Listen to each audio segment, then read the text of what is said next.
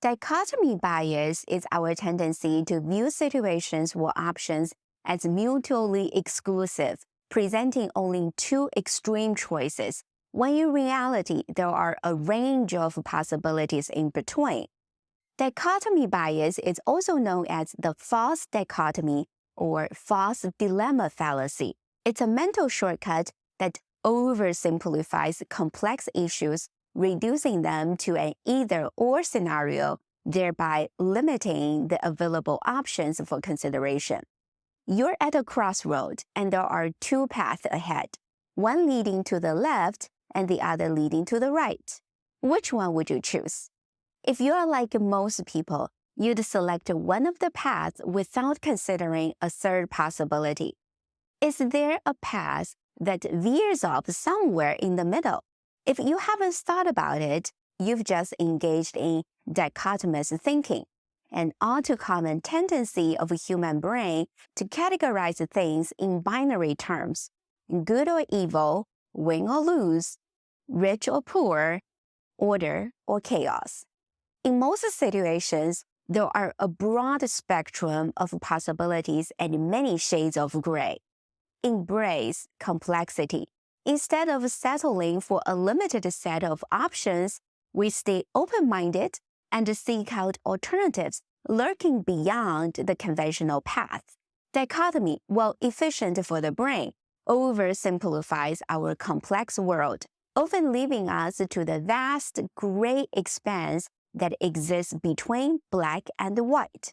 It's tempting to label every issue as a yes or no, this or that. But remember that for every problem, there is always more than one perspective.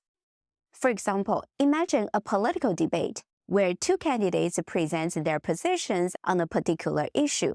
Dichotomy bias may lead us to perceive the debate as having only two extreme viewpoints, with no middle ground or room for compromises.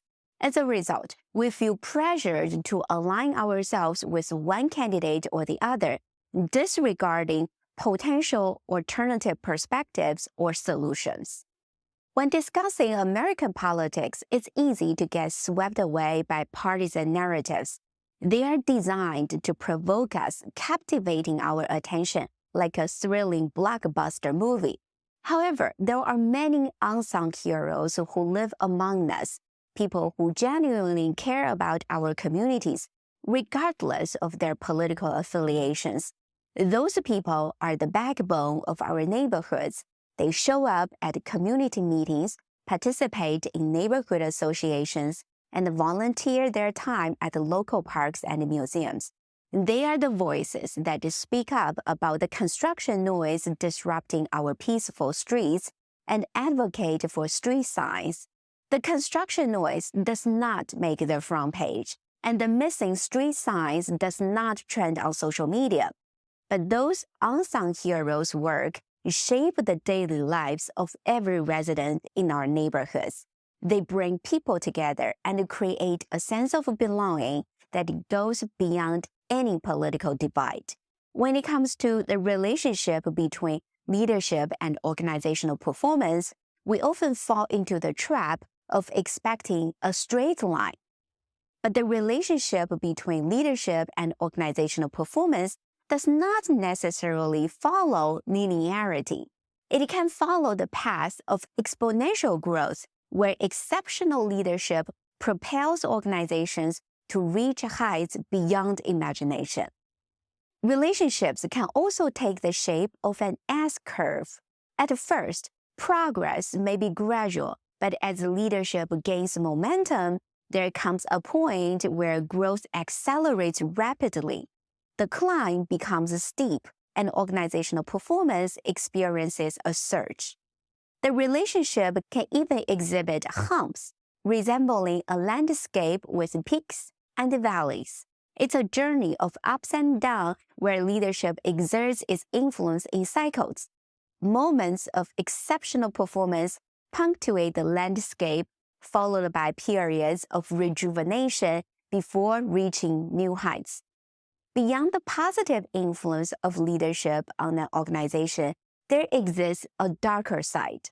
Destructive leadership is not the absence of leadership, but a toxic pattern of behavior that wreaks havoc on both employees and overall organizational performance. Destructive leaders use fear, intimidation, and bullying tactics to exert control over their subordinates. More disturbingly, they often derive a perverse sense of satisfaction from their ability to control others.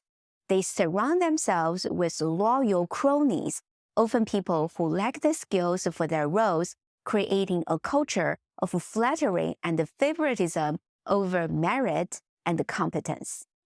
Destructive leaders often belittle and dehumanize their employees, treating them as disposable resources rather than valued members of the organization. Any form of dissent is not just discouraged, but met with harsh retaliation, creating an environment of fear and uncertainty. Ironically, destructive leadership behavior may initially improve organizational performance. Driven by fear, employees often put in extra effort to avoid punitive measures, leading to a short-term boost in performance. However, this uptick is merely an illusion because such an environment is not sustainable in the long run. Over time, employees grow resentful of the constant mistreatment. Their motivation dwindles and their productivity suffers. Like a roller coaster ride, the organizational performance then takes a nosedive as employee morale hits rock bottom. It's usually at this juncture that those destructive leaders, having wreaked enough havoc, choose to leave the organization. Some leave because they recognize the liability they've created is too great to ignore or manage. However, it's disheartening that, in many cases, destructive leaders find greener pastures and are even rewarded with promotions. Those opportunities offer them greater authority and influence, enticing them to move on to new roles. New employers mistakenly interpret the short-lived burst of productivity and performance under the destructive leader's regime as the testament to their strength and effectiveness. As a result, once those destructive leaders are promoted, they bring another organization down a perilous path, perpetuating a cycle of destructive leadership. If you think this toxic leadership style is rare, try a quick Google search of the phrase, "My boss is."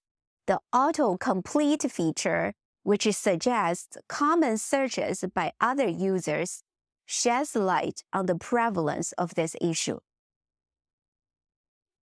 Moving on to a different context, imagine yourself in a negotiation. You've been through several rounds of offers and counter-offers, and now your counterpart asserts that their current offer is their final one. How do you respond? A. Stop pushing. B. Walk away. C. Continue exploring more options as a counteroffer. Having a choice mindset in this situation can drastically change the outcome of your negotiation. A choice mindset can be triggered by recalling previous choices you made or by considering different options that you and your counterpart have. It pushes you to explore more possibilities, encourages you to keep pressing on, refusing to be boxed in by binary choices. The choice mindset not just serves you well in personal negotiations, such as those for salaries and benefits, but also brings benefits to organizations when negotiating with vendors and contractors. Always remember, when faced with an ultimatum, the power of choice can pave the way for better results. Start observing your decision-making process and those of others around you. See if you can spot instances of the dichotomy bias. Please feel free to share your comments below. Thanks for watching. I'll see you next time.